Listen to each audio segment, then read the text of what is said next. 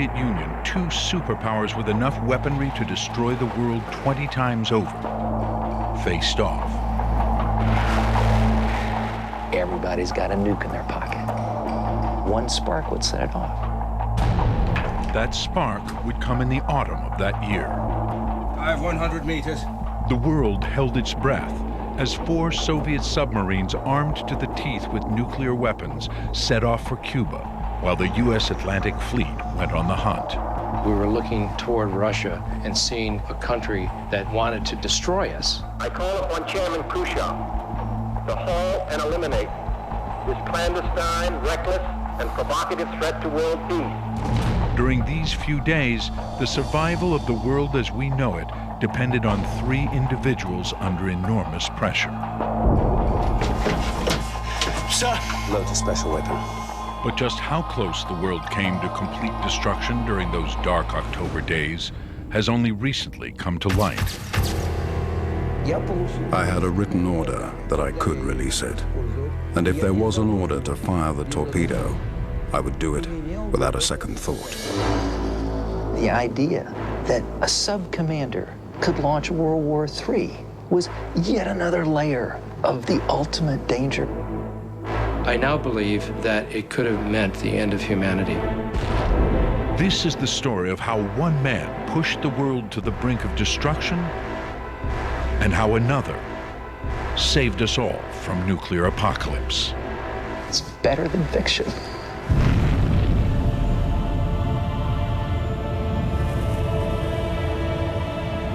The man who saved the world.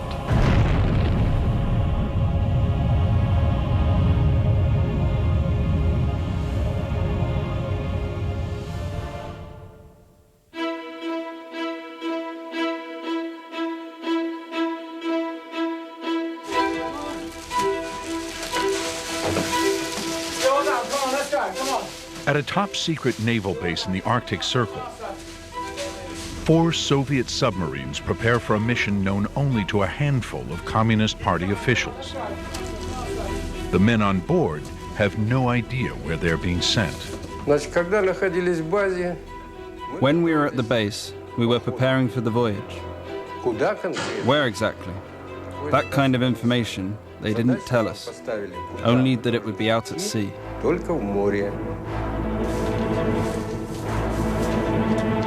Their orders, the course of their journey, and the timetable are contained in an envelope to be opened only when they're out at sea.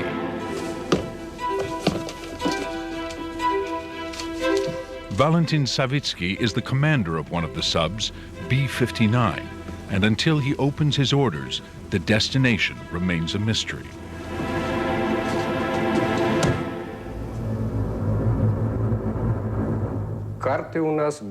We had maps to all the oceans of the world. We could go anywhere. Wherever they told us to go, we would alter the course and we'd go there. One of the only men who knows about the mission in advance is the captain of the entire submarine fleet.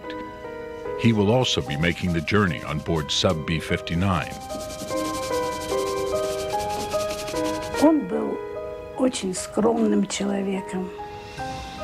My husband was a very shy and modest person, intelligent and smart, very polite. When we used to go on holiday, wherever he was always trying to find fresh newspapers. He was always in touch with the modern world.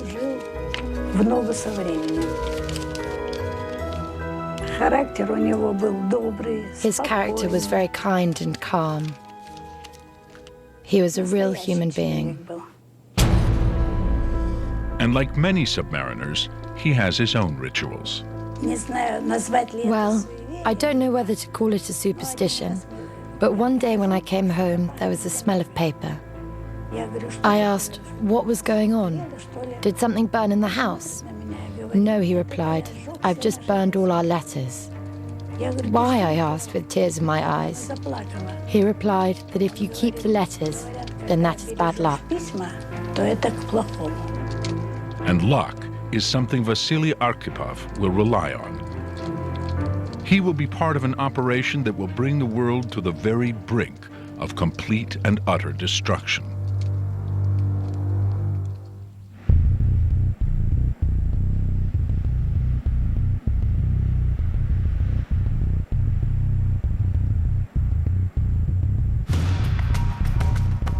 By the autumn of 1962, relations between Moscow and Washington have all but collapsed. The communist East and capitalist West stand toe-to-toe. The commies were bad guys, we all knew that, and we were the good guys. That we wore white hats and they were black hats. They were the enemy. Everyone in America had no love lost for the Soviet Union. And we didn't trust them, and we were fearful. We were looking toward Russia and seeing a country that wanted to destroy us. And it was our duty to make sure they didn't prevail.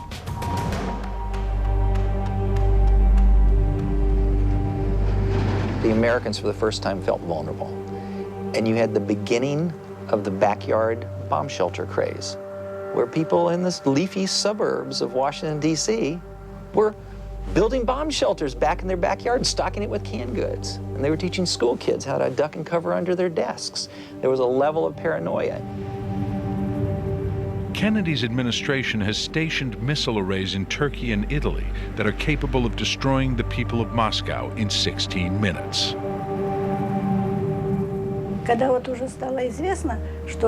When we found out that America had built rocket launchers against us, that wasn't a pleasant thing to know. Our country wasn't preparing for any wars. It was always everyone else who was attacking us.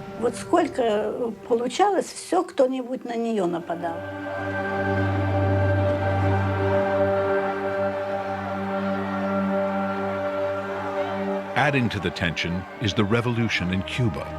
Castro's takeover means that a regime sympathetic to Russia now stands at America's doorstep. I think the Cuban Revolution was the first genuine communist revolution that didn't come from Stalin's tanks doing a takeover.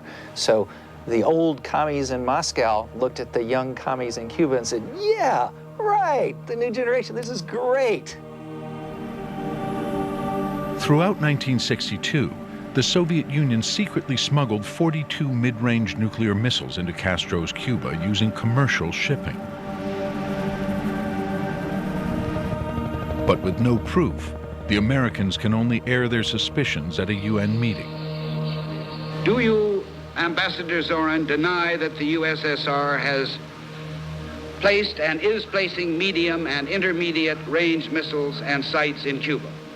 Yes or no?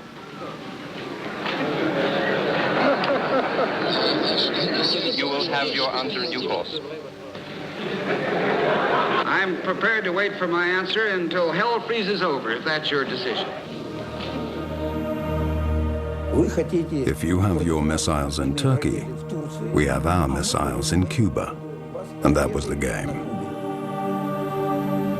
The Cuban missiles mean the Soviets can now annihilate Los Angeles, Washington, and New York within just 30 minutes.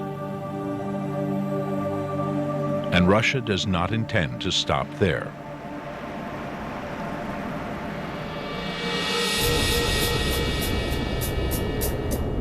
As part of the next stage of militarizing Cuba, the 4 subs slip their anchors and leave Russian waters. But what only a handful of the submariners aboard know is that each sub carries a top-secret cargo.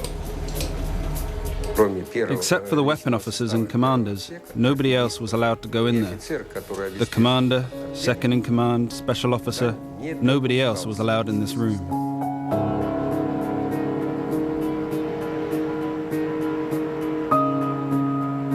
The special cargo in each of the subs is a single nuclear torpedo of extraordinary power.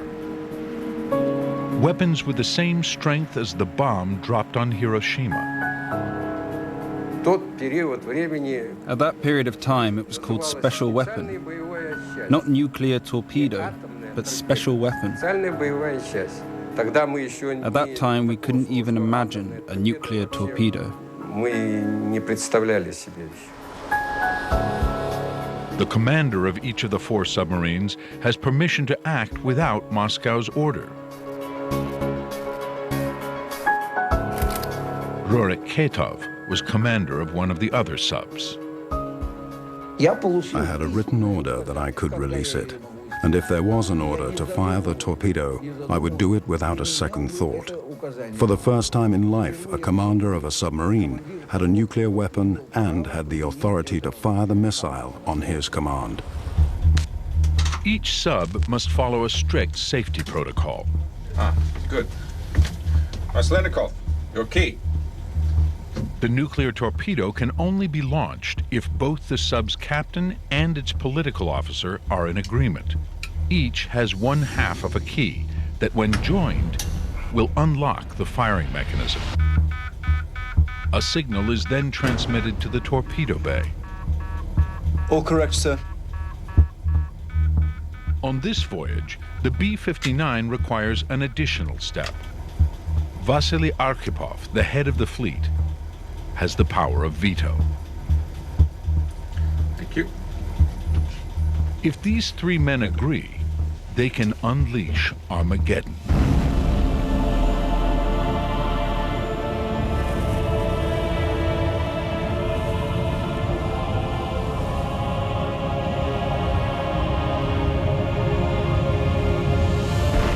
The world was protected only by the policy of mutually assured destruction, a deterrent meant to scare Russia and America from firing on one another.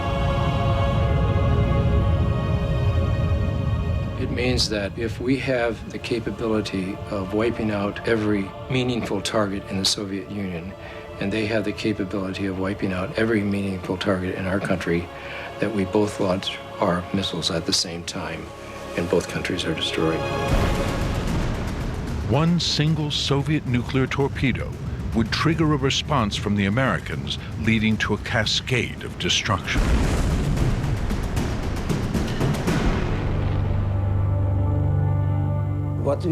The answer to the fist was to hold our own fist.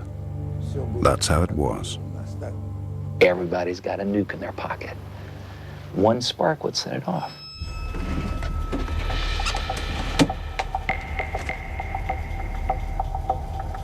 "50 miles from port, each commander is instructed to read his orders.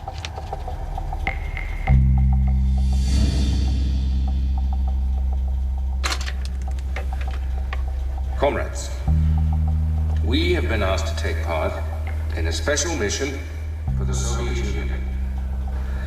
The 69th Brigade of long-range diesel attack submarines will make best speed and remain undetected as we transit across the Atlantic and then be permanently stationed in Mariel, Cuba.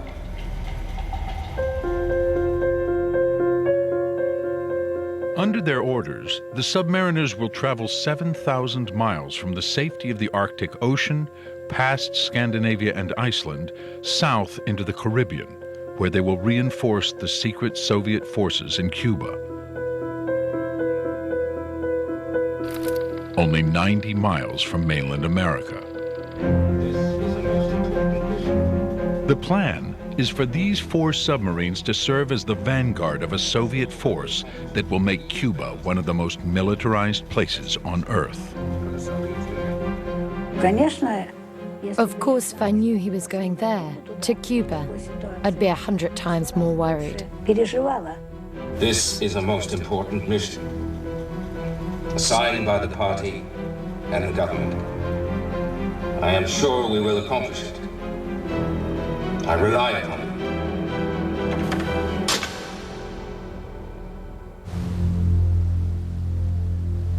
But getting to Cuba is a journey fraught with difficulty and constant danger of detection.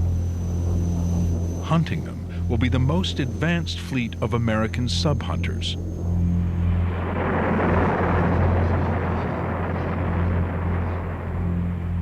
Destroyers, helicopters, surveillance planes, all armed with the latest technology. Communications officer Gary Slaughter was on the USS Coney.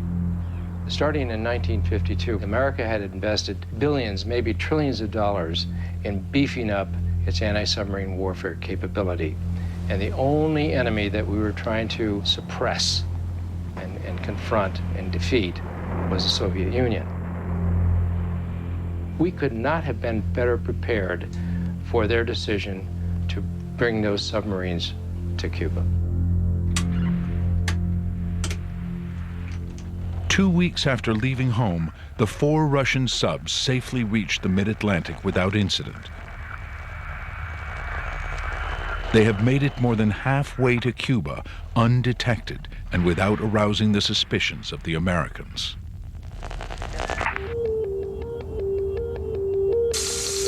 John Stausinger, an advisor to President Kennedy, witnessed the government's inner workings during the crisis and was there when the U-2 spy planes returned with photographic proof that the Soviets had smuggled missiles into Cuba. They began to swear and cuss because they didn't know a thing about it. And quite frankly, they swore like a bunch of unhappy truck drivers. That's the language they used. The Americans now have concrete proof that Soviet missiles could be launched from Cuba. Most Americans were outraged, but also very frightened. Very frightened.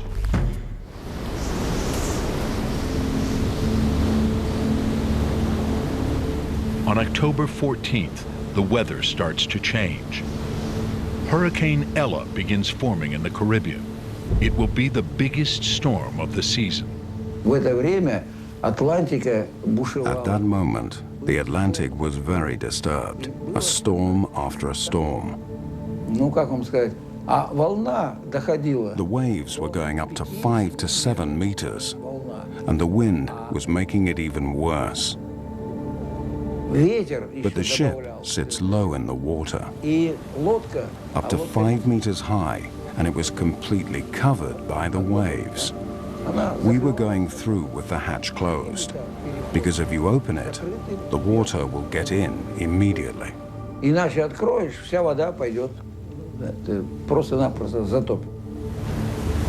low cloud cover means American spotter planes are grounded. For us, perfect weather is when there are waves, when there's a storm. These conditions are ideal. But the conditions inside the submarines are appalling.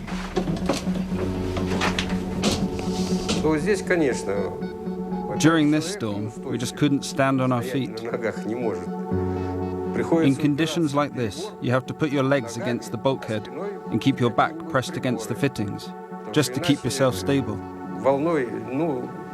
Otherwise, the waves can swing the ship around, and you can break your head or damage something. There is no radio contact from Moscow. While negotiations have started at the highest level, nothing is passed on to the 4 submarines. It is as if they have been forgotten.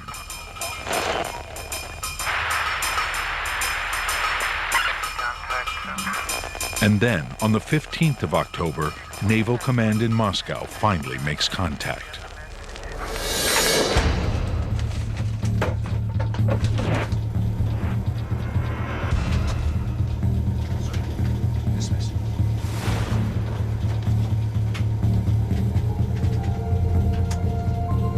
It seems Moscow is changing the mission.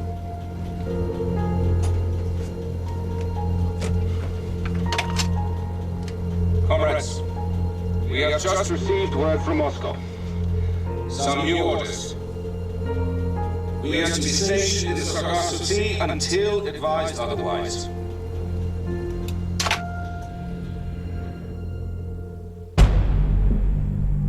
A little more than 2 weeks after leaving Mother Russia, the 4 submarines are ordered to hold their position in the Sargasso Sea and wait for instructions.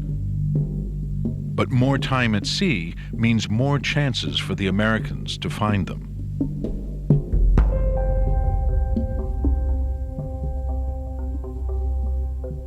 A 1,000 miles away from Cuba, Kennedy decides to speak to the nation about the discovery of Soviet missile bases.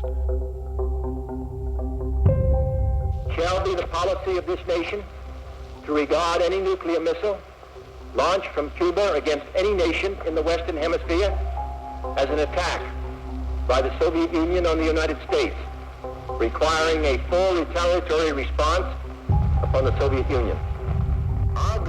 So far, everything had been kept secret, but going public meant that the whole country would know about it, but also Prime Minister Khrushchev would know about it. I patched it through our public address system, all through the ship, and it was sobering. I call upon Chairman Khrushchev to halt and eliminate this clandestine, reckless, and provocative threat to world peace and to stable relations between our two nations. I call upon him further to abandon... Kennedy announces that going forward, Cuba will be under quarantine. We should not call it a blockade, the president said. We should call it a quarantine. And somebody shouted, "What's the difference, Mr. President?" "It sounds better," President Kennedy said. "It does not sound as threatening as a blockade, and that is a good thing." We knew that this was the real thing, that this was not an exercise. And so our attitudes changed. We became more determined, more professional. We focused, and we went to our stations ready for action. Kennedy orders a ring of ships to surround Cuba and the Caribbean and stop the flow of any more Soviet weaponry.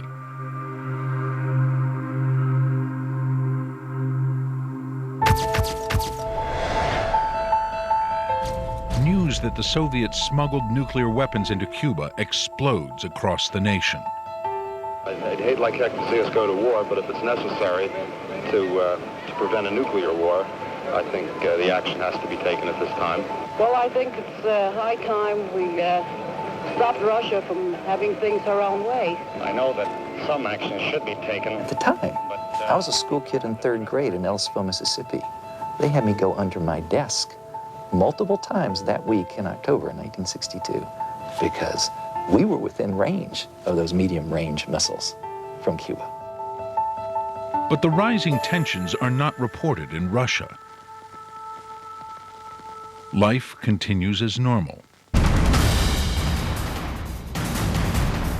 October 22nd, 1962. Kennedy increases America's defense readiness condition from 4 to DEFCON 3 for the first time in history. 22 interceptor aircraft are ordered to sea. We never underestimated the Russians. We always assumed that they were as strong as we were, and it was our job to outwit them, to out-train them. It would be like two prize fighters knowing that nominally they had the same capabilities to knock the other guy out.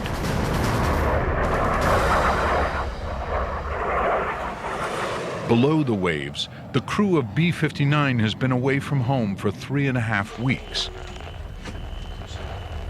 And they're feeling more and more isolated and cut off from Moscow.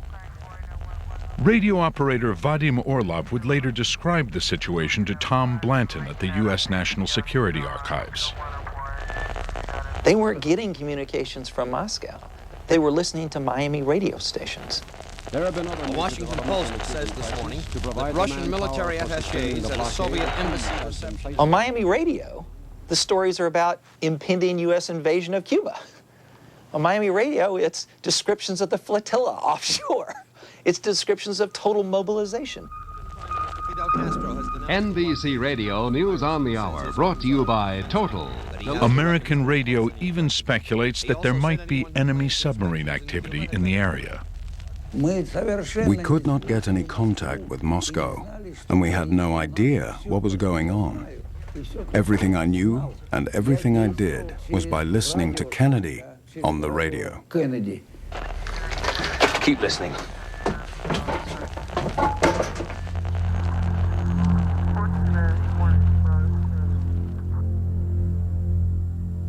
While the lack of contact with Moscow is a problem, the men are facing a more serious risk. A previous disaster aboard another submarine has made the chances of discovery much greater.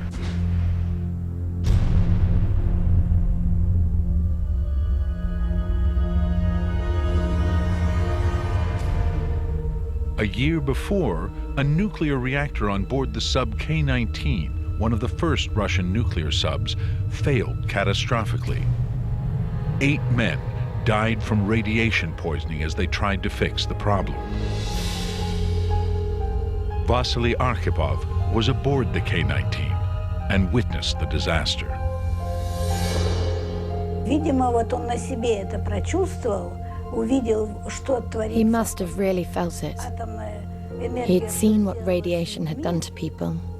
He had seen it with his own eyes when some of those people who'd been in the nuclear reactor were carried out.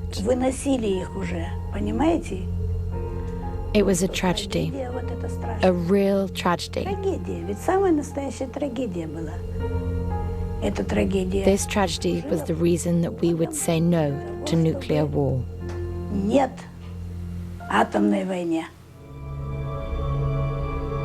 Following the K-19 disaster, the Soviet Navy mothballed their nuclear subs. The only subs now available for this mission are diesel electrics.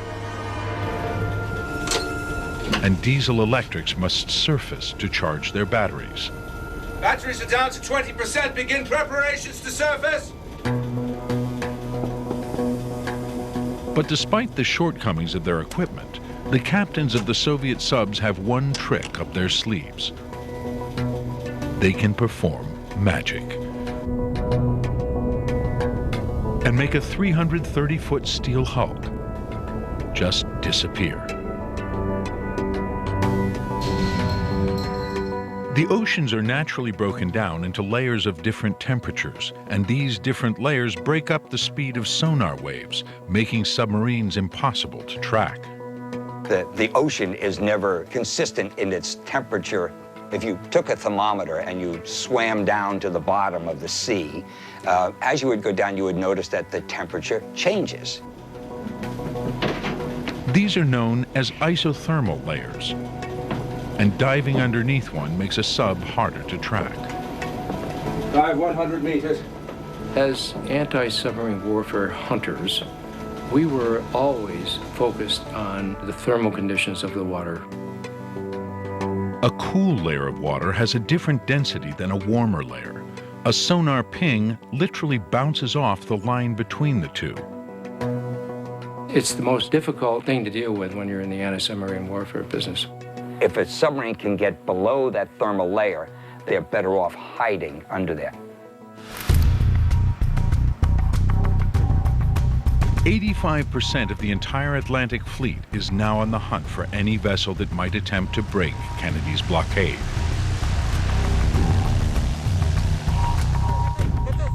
Khrushchev counters Kennedy's quarantine with the threat that stopping and searching any Russian ship will be considered an act of piracy.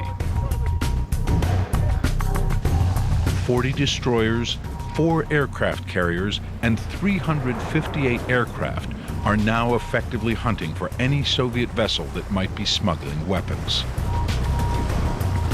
It has become the most dangerous game of cat and mouse in history.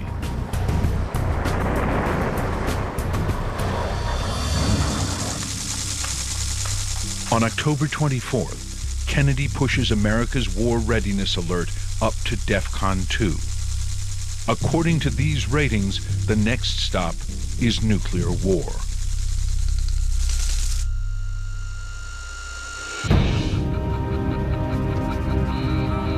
On board the sub, the time spent in the warmer waters of the Sargasso Sea has caused conditions to deteriorate even further. The air conditioning has failed and temperatures are rising. The temperature went up to 60 to 65 degrees. In the diesel section, it was over 70 degrees. And it wasn't just for 5 or 10 minutes. It was for hours. All the time, the crew were under these conditions. Russia's diesel-electric fleet is designed to function in the cold Arctic seas, temperatures of 37 degrees. The water temperature in the Sargasso Sea is in the mid-80s. The subs are beginning to overheat.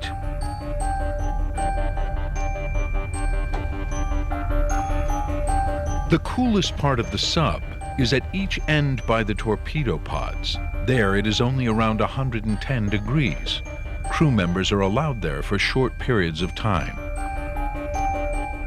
When I was in anti-submarine warfare school was the only time I was on board a diesel-powered submarine for a period of just a day, and it was awful.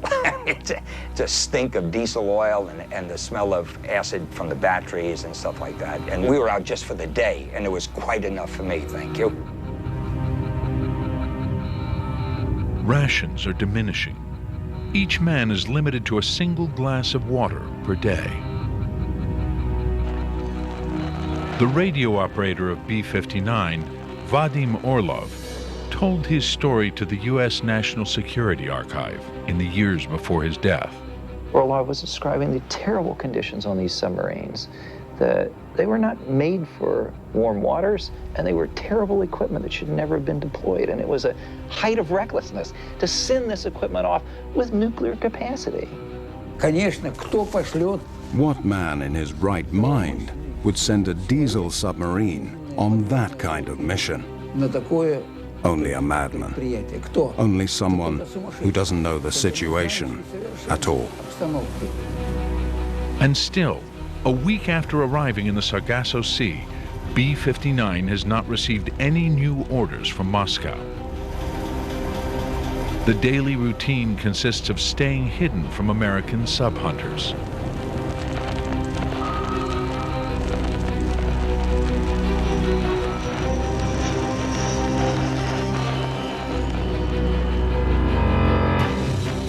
Plane overhead! Plane overhead! Crash nine! Crash nine! Crash nine! How much charge? Barely 5%.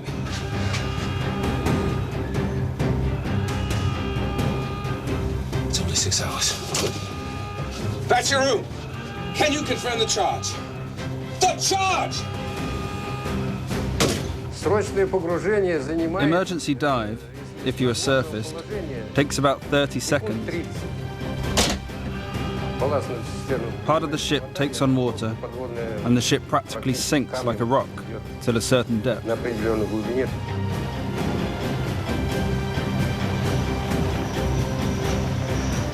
With spotter planes overhead, B-59 is forced to dive with only enough charge in its batteries to stay hidden for 6 hours. Is it still in range?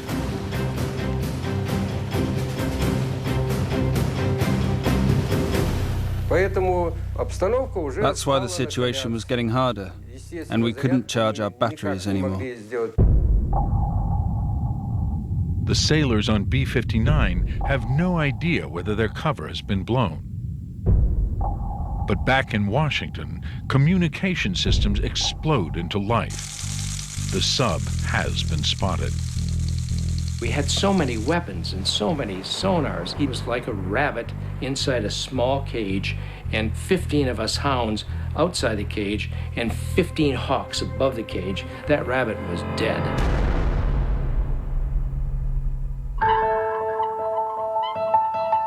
The U.S. fleet is trying to get a lock on the sub. Sonar buoys, listening devices, are thrown into the sea, and the temperature of the Atlantic is continually analyzed. With the weather settling down, the ocean has become a stable, single body of water with no isothermal layers. The Soviets' invisibility cloak has started to fail them. Our equipment was working perfectly. My sailors were doing a marvelous job of tracking this guy. The water conditions were good, so by the end of 2 hours, we really knew we had him. While the pressure on the Russian submariners intensifies, things are about to go very wrong for the Americans.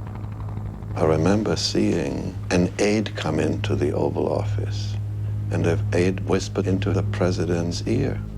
And then he drew himself up to his full height, and the president said, "We've had a casualty." Flying at 70,000 feet over Cuba, a spy plane is shot down, killing the pilot.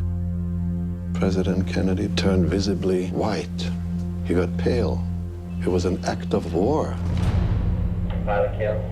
Yes, this was shot down over Bondage, which is right near a U-2 site in eastern Cuba.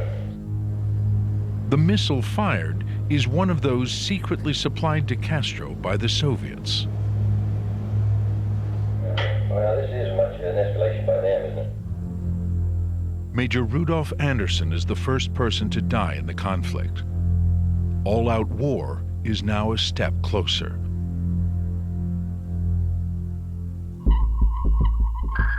The USS Coney continues scouring the seas. We got our solid contact at roughly 4 or 5 in the afternoon. American reconnaissance reveals the possible presence of 3 enemy subs. What they don't know is that their targets carry enough nuclear weaponry to destroy the entire Atlantic fleet. We were all exhilarated. There was no fear. We knew our jobs, and we were just kind of rubbing our hands saying, God, we at last get a chance to play what we've been practicing to do for all these years. And that's what it felt like. We felt privileged to be able to show our stuff. No submariner likes to be detected, period. That their business is stealth. When you found them, they didn't like it. They don't like that.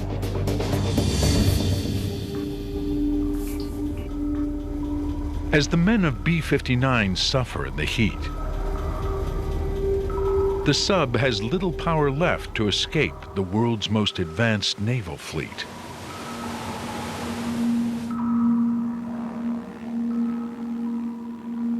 Hunt to exhaustion. You would keep contact on the submarine until he had to surface because his batteries were going flat. So when his batteries were exhausted, he had to come to the surface and recharge his batteries. Frankly, I don't think we felt very sympathetic at all. They were the enemy. Kennedy has already ordered strict protocol upon finding an enemy sub. On no account should it be attacked. Rather, they should drive it to the surface.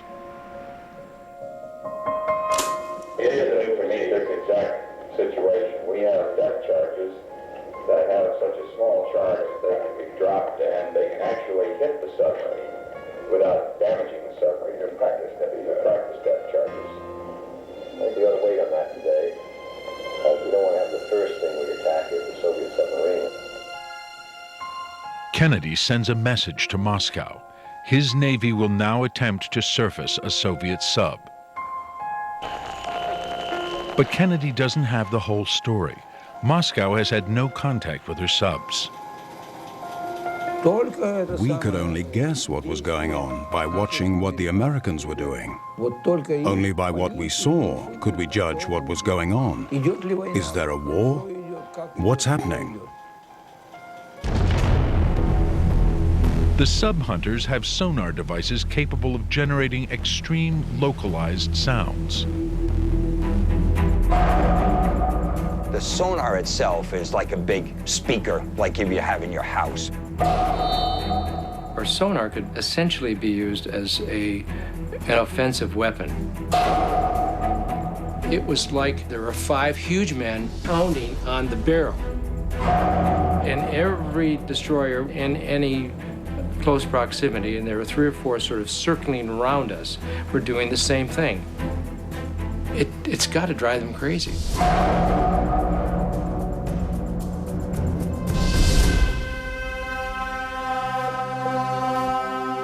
In Washington, it's late afternoon. The entire crisis is now focused on a single Soviet submarine, cornered and unpredictable. Tensions are at their breaking point. I saw Defense Secretary McNamara take Dean Rusk to the side and said, "The sun is setting. It could be the last sunset we will ever see." And that's when I got scared. The Americans have been tracking B-59 for 2 hours. We weren't trying to kill them. We could have very easily killed that submarine. We wanted to harass it. We knew they were probably having difficulty breathing. It was hot as hell in there. It was miserable. They were cramped together, and they had been under great strain for a long time. So what we were trying to do is basically apply passive torture. The typical response would be, if he wanted to come to the surface, he would fire a flare, and we would say, "You're clear to surface." But that didn't happen. The men aboard B-59 are frightened and confused.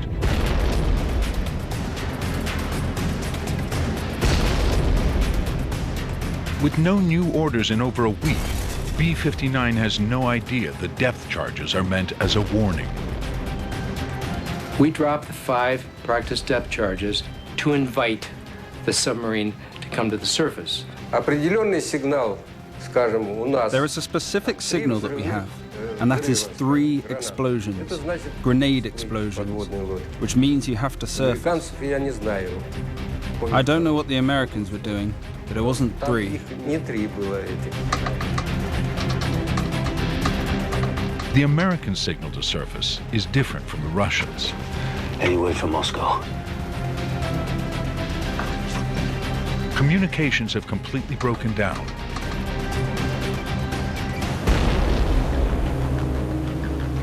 The Coney's slow torture of B-59 continues for 5 hours.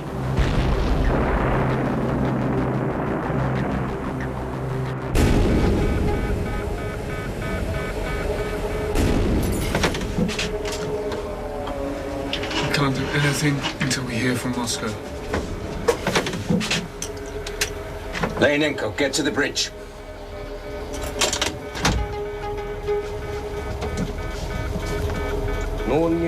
Savitsky never lost it. He just made a decision. Sir! It's time to load the special weapon. Sir. Give me your key, Maslenikov. Withering temperatures exceeding 120 degrees, no contact with home. A ship virtually out of power. It's time to load the special weapon! And now seemingly under attack. Come on!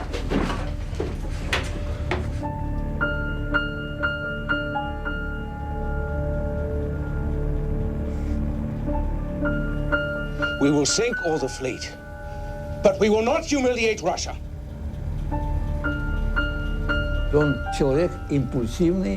Savitsky was an impulsive man, but in his mind, at that moment, he made a correct decision. Give me your key, Maslenikov. What are you thinking? Your key, Maslenikov. He had no rights because Vasily was in charge. He was the commander of the fleet of all the ships. But Savitsky was the commander of this ship. The commander is the second in command after God. These are the rules the submarines live by. We don't know that this is an attack. For all we know, they are trying to surface us. The future of the world now rests on Vasily Arkhipov's shoulders. We have orders to defend ourselves. You may be captain of this ship, but I am commander of this fleet, and you need my permission. Vasily Arkhipov was our commander of the fleet. He was a submariner and a close friend of mine. He was a family friend. He stood out for being cool-headed. He was in control. He was a real submariner.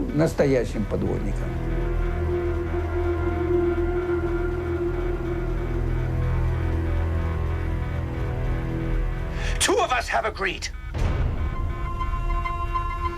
Do I have your permission? No. You need all 3 of us.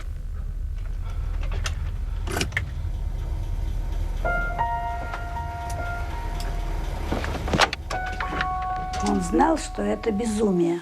He knew that it was madness to fire a nuclear torpedo. С ядерной головкой. Place the special weapon in the initial position and restore protection.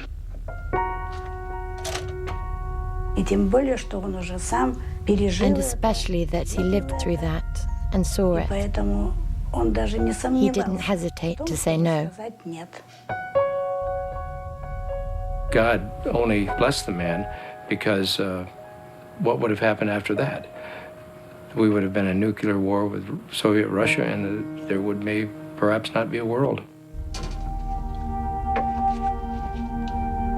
It's time to make contact with the Americans. We were already prepared to use nuclear weapons.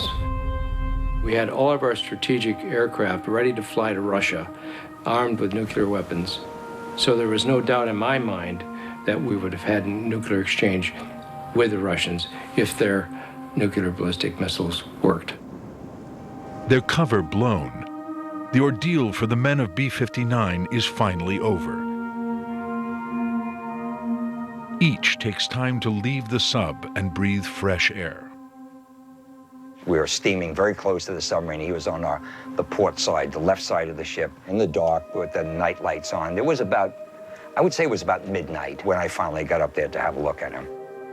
They weren't 7 feet tall, and they didn't have fangs coming out of their mouth. Now, I personally had never seen a Russian naval officer.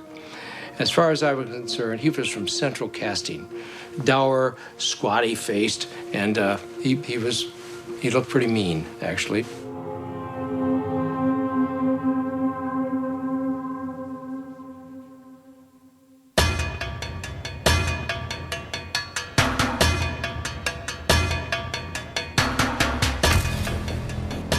The U.S. Navy makes no attempt to board B-59 as it lies outside Kennedy's quarantine line. Instead, they point her in the direction of home. This never-before-seen footage shot from on board the Coney shows the stricken sub. One of the second-class fire control technician, he was able to shoot some 8mm film, and to see that film and that submarine going off away from our control was somewhat saddening because he was our catch.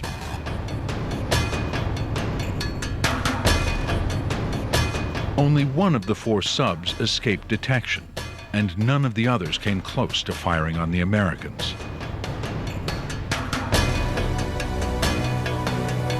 By the end of October, a peace deal was brokered between Washington and Moscow.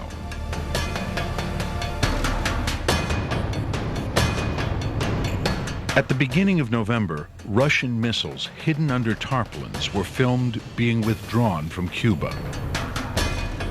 America agreed to remove her missiles from Turkey. The Cuban Missile Crisis was over.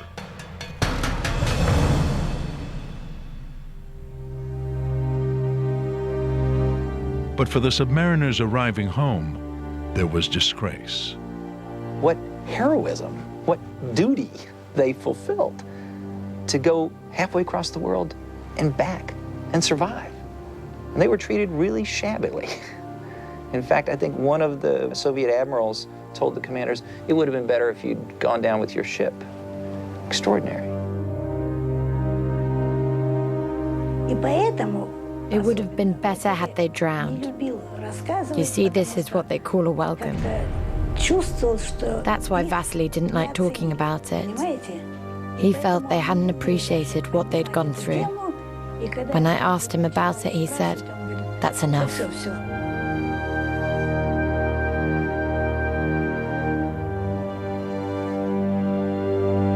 Arkhipov, the man who saved the world, eventually succumbed to radiation poisoning from the K-19 disaster. He became ill and died of kidney cancer, an affliction that took many others who served on the sub. It's taken 40 years for the true danger the world faced to come to light. In 2002, Vadim Orlov told his story at a press conference.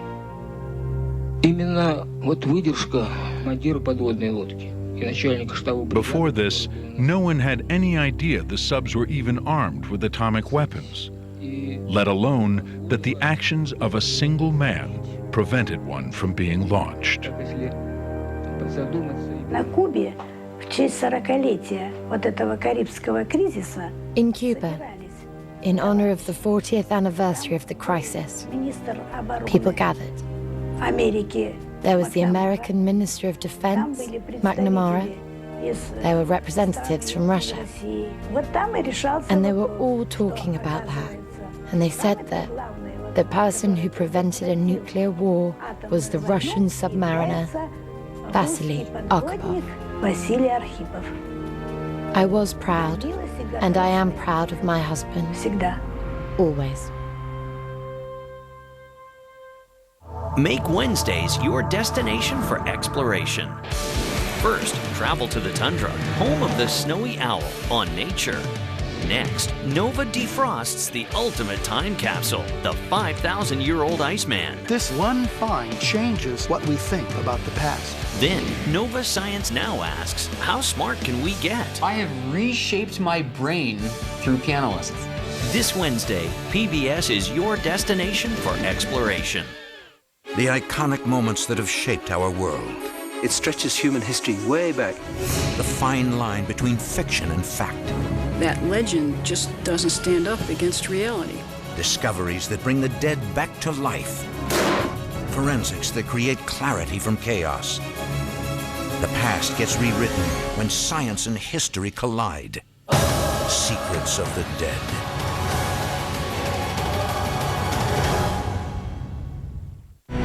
Secrets of the Dead was made possible by contributions to your PBS station from viewers like you. Thank you.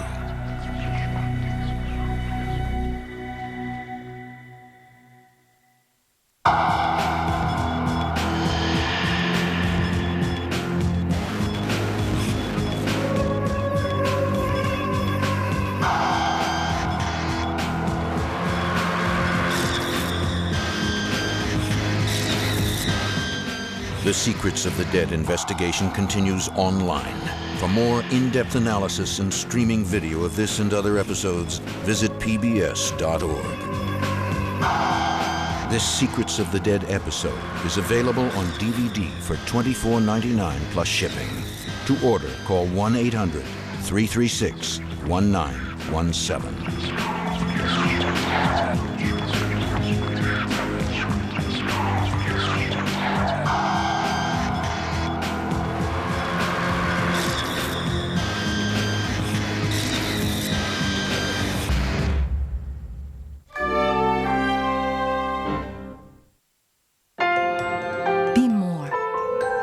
PBS.